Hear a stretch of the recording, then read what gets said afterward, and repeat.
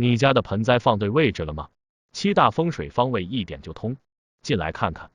盆栽风水常见的一种，位置若是放对了，就能给你带来不错的旺运效果。先为大家总结一下家中七大方位的盆栽摆放事宜。卫生间，虎尾兰的叶子可以自己吸收空气中的水蒸气，是卫生间浴室的理想选择。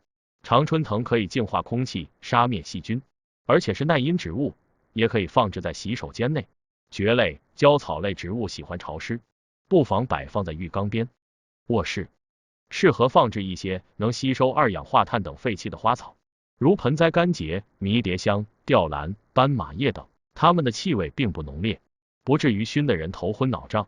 绿萝这类叶大且喜水的植物也可以养在卧室内，使空气湿度保持在最佳状态。厨房，吊兰和绿萝具有较强的净化空气、驱赶蚊虫的功效。庞泽川老师是一位命理预测师，对于八字、风水、手相、面相都有十分深入的研究，预测十分准确，已经帮助几千位朋友解决了困难。如果你也想看看自己的运气和婚姻，打开朋友圈右上角的加号，输入元吉格这3个字，就能找到庞泽川老师了。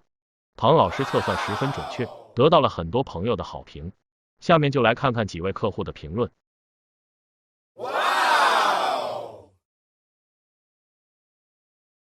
是厨房内的不二选择，也可以将它们摆放在冰箱上。玄关 and 窗口适合摆放水养植物或高茎植物，比如水养富贵竹、万年青、发财树或高深铁树、金钱榕等，因为这些地方一般都有风，空气流动性比较大。养上一些高大的植物或水生植物，有利于保持房间的湿度和温度平衡。